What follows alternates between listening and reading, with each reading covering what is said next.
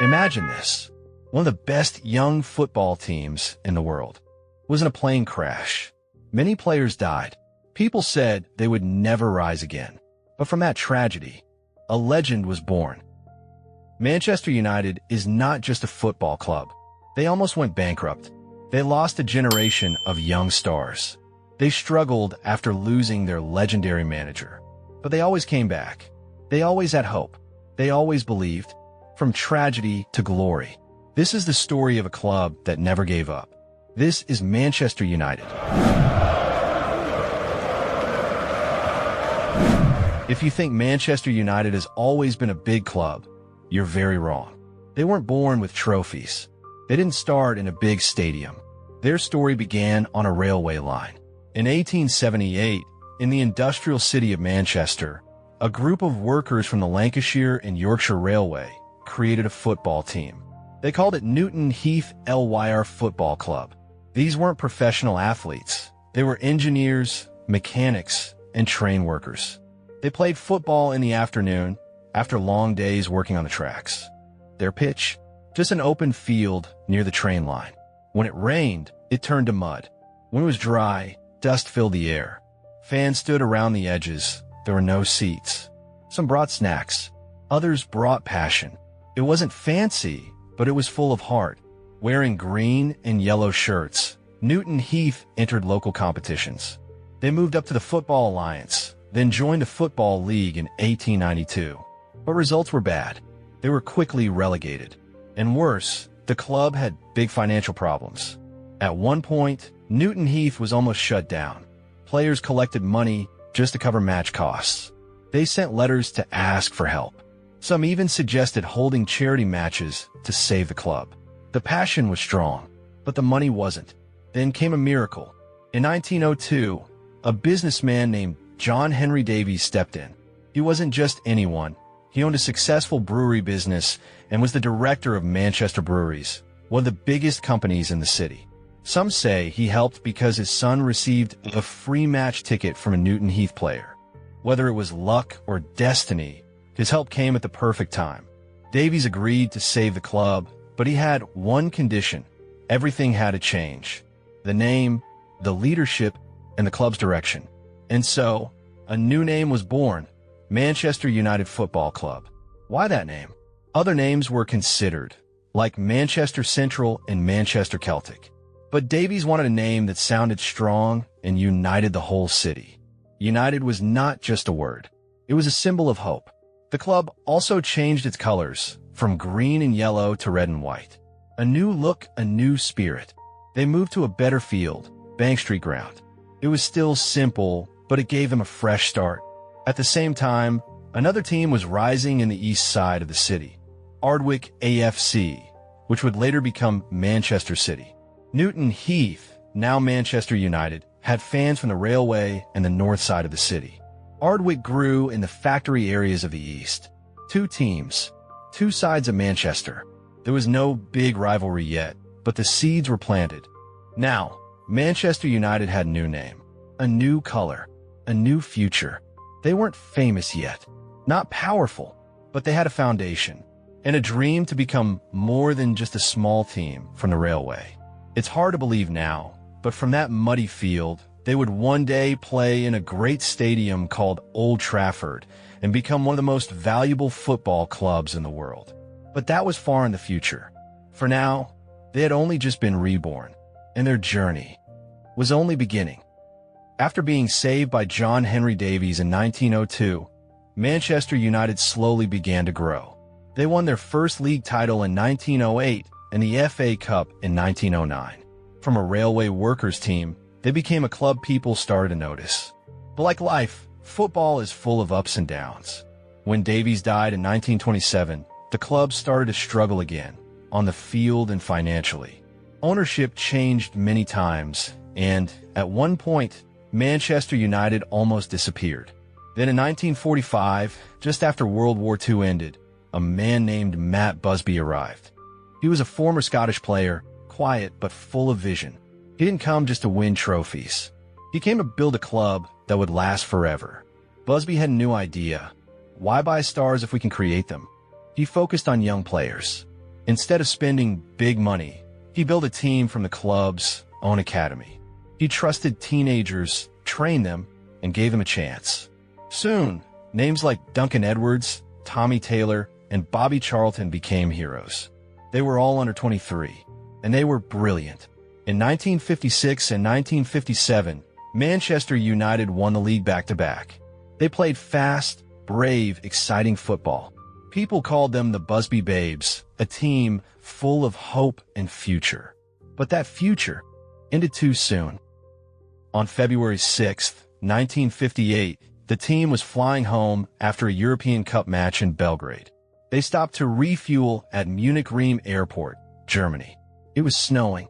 The runway was icy. The plane tried to take off twice. It failed both times. On the third try, disaster came. The plane didn't go fast enough. It slid, crashed through a fence, and exploded. 23 people died. 8 of them were Manchester United players. Others were staff, journalists, and crew. Duncan Edwards, one of the most talented young players in the world, stayed alive for 15 days before passing away. Tommy Taylor, a goal machine, died on the spot. And Matt Busby was badly injured. He was in a coma, close to death. The world stopped. It wasn't just a tragedy for Manchester. It was a tragedy for football. But some survived. Harry Gregg, the goalkeeper, became a hero. Even while injured, he ran back into the wreckage and pulled others out. He saved Bobby Charlton and many more. And back in Manchester, someone else was fighting too. Jimmy Murphy, Busby's assistant, wasn't on the plane. He had stayed to coach the Wales national team. He didn't let the club die. With a new team made from youth and emergency players, he kept United going. They even reached the FA Cup final that season. They didn't win.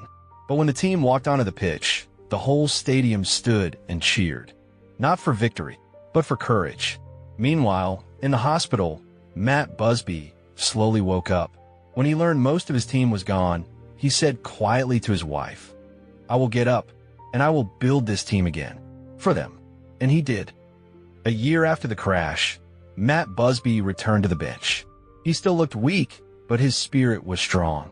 He started building again, with new players and a new mission. He also gave the club a new identity. Inspired by a French rugby team called Les Diables Rouges, Busby chose a new nickname, the Red Devils. It was strong, bold, and fearless, and it became a symbol for the team they were becoming. Support came from all over the world. Even rivals like Real Madrid offered help. Letters and donations arrived from everywhere. Because in football, some things are bigger than the game. Manchester United had lost almost everything, but they didn't lose their heart. From the ashes of tragedy, they found their soul. And from there, with time, Matt Busby would take them higher than they had ever gone before. After the Munich disaster, Manchester United slowly rebuilt. Matt Busby kept his promise. He created a new team, and 10 years after the crash, United won their first European Cup in 1968. It was a beautiful moment, full of hard work, loyalty, and the memory of those who died. But success didn't last forever. Busby retired. The club lost its direction. Managers came and went, but none of them brought back the magic. Liverpool became stronger. Manchester United slowly faded into the shadows. Then, in 1986, a man from Scotland arrived. His name was Alex Ferguson. He had a strong voice, a sharp mind, and a serious face. He didn't come to smile. He came to stop Liverpool and rebuild the pride of Manchester United. But building a football empire is not easy. The first 3 years were very hard. The team played poorly. Fans lost patience. People held banners in the stadium saying, "Fergie out." But Ferguson stayed calm. He had a plan. Still, everyone knew if United lost the 1990 FA Cup final, Ferguson might be fired. But football is full of miracles. United won that final. That one trophy saved Ferguson's job and changed everything. After that win, Ferguson changed the club from the inside. He fixed the academy, changed the scouting system, and built a strong culture. Like Busby before him, he believed, why buy stars when you can create them? From the academy came a golden generation, the class of '92. Ryan Giggs, fast like lightning. Paul Scholes, quiet but brilliant. David Beckham, with perfect crosses. Nicky Butt, and the Neville brothers, Gary and Phil. In 1995, Ferguson sold many senior players and trusted the kids. The media laughed. One TV expert said, "You can't win anything with kids."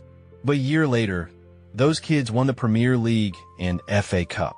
Ferguson was brave, but also very strict. In 2003, after losing to Arsenal, he was angry in the locker room. He kicked a boot on the floor. That boot flew and hit David Beckham right above his eye. The next day, the photo of Beckham's cut was in every newspaper. Soon after, Beckham was sold to Real Madrid. Ferguson's message was clear: no player is bigger than the club. Still, Ferguson also protected his players. Like when Eric Cantona, a brilliant and emotional player, was sent off in 1995. As he walked off, a fan shouted at him. Cantona jumped and kicked the fan like a kung fu move. He was banned for months. But Ferguson defended him. He's a genius. And geniuses don't always follow the rules. When Cantona returned, he scored again and helped United win the league. The greatest moment of Ferguson's career came in the 1998-99 season. Manchester United won 3 trophies: the Premier League, FA Cup, and Champions League. It was called the treble. No English team had done it before. In the Champions League final against Bayern Munich, United were losing 0-1 until the 90th minute. Then came the miracle. 91st minute, Teddy Sheringham scored. 93rd minute, Ole Gunnar Solskjaer scored again. And Solskjaer has won it, the commentator screamed. Manchester United were champions of Europe again. Ferguson had made history. After that, United kept winning.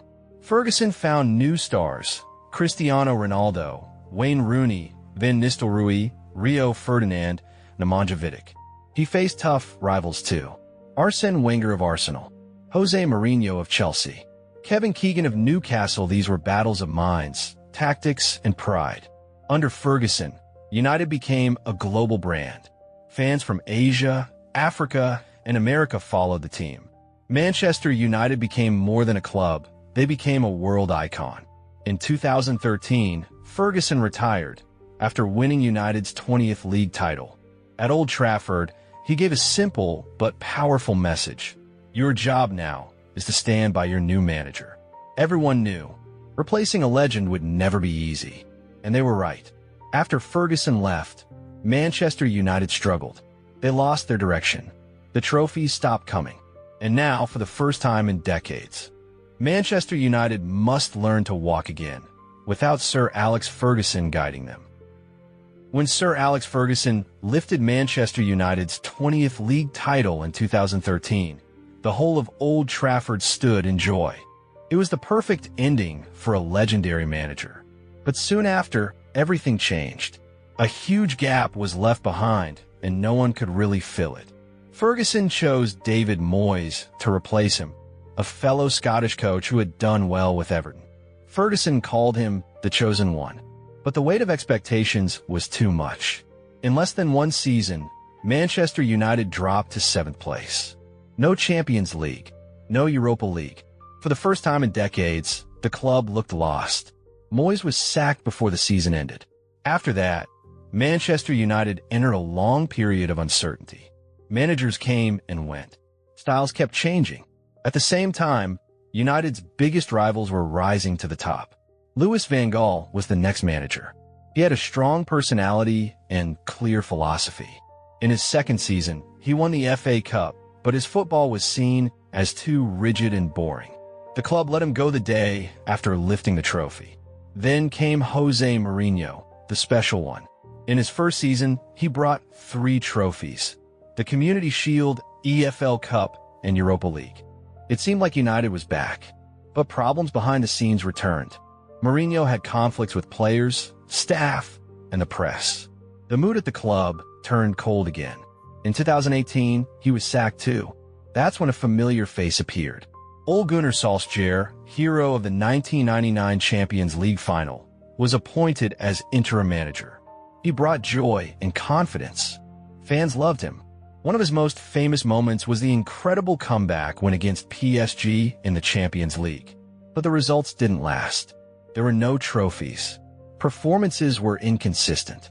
And in 2021, he was removed. Ralf Rangnick came next. The German coach tried to bring a pressing system, but it didn't work. United's problems continued. But the truth is, Manchester United's problems were bigger than just the managers. The club had no clear football plan. They spent huge amounts on players like Angel Di Maria, Paul Pogba, Romelu Lukaku, Harry Maguire, Jadon Sancho, and Antony. Many of them didn't succeed. Not because they were bad players, but because they didn't fit any real strategy. United had no permanent sporting director for years.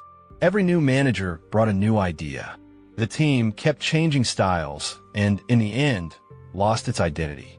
Fans started blaming the Glazers, United's American owners, since 2005. They bought the club using borrowed money, putting the debt on the club itself. They were seen as focusing more on profits than trophies.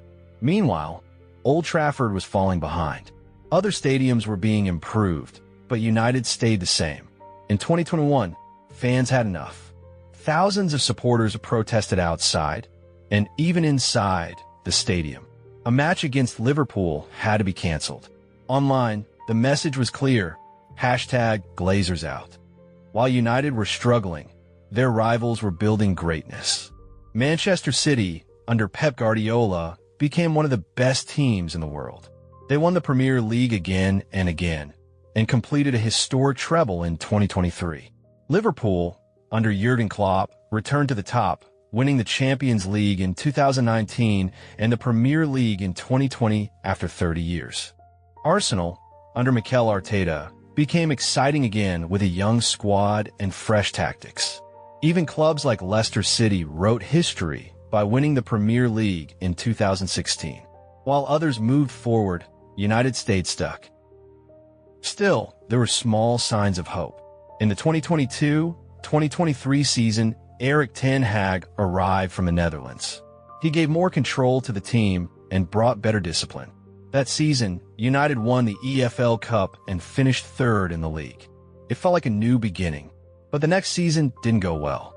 Performances dropped again, and United recorded one of their worst Premier League finishes. In late 2023, a new chapter began.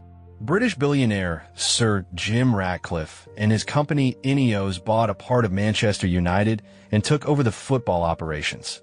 They started to rebuild from the inside, planning for a better stadium, hiring new leaders, and bringing back long-term football ideas.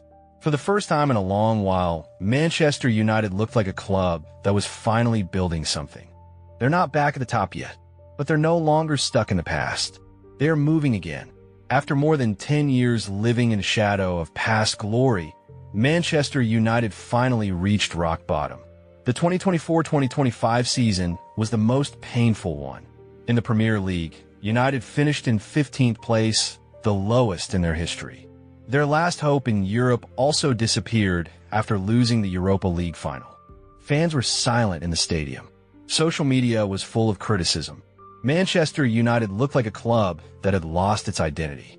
But from its lowest point, something different began. Instead of panicking or making quick changes, the new management and Ineos made a rare choice for a big club like United. They chose to trust the process. In the middle of failure, they introduced a new coach, Ruben Amorim, a young and talented manager for Portugal. He had led Sporting CP to a league title and was known for his modern and tactical style of play.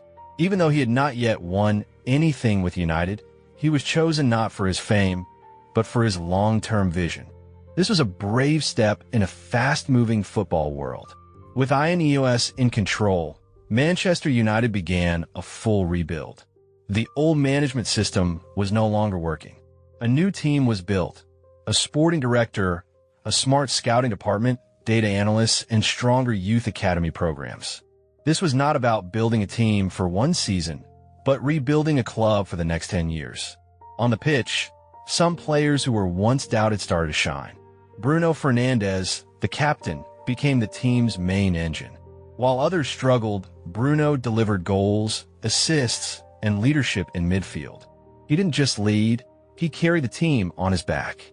Amad Diallo, who used to be a backup, began to get more chances. His bold and creative play on the wing brought new energy and hope for the next generation of United players. Even some players who were once heavily criticized found redemption. Harry Maguire, who was once mocked, made a strong comeback. He played solid defense, showed leadership, and silenced critics with his performances. His story was not about becoming a hero, but about never giving up. But the rebuild at United wasn't just about the players.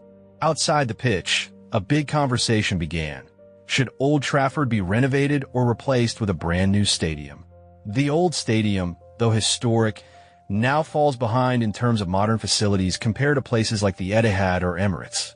Some fans wanted to protect the history. Others believed it was time to move forward. Ineos kept all options open. And even with poor results, one thing remained true.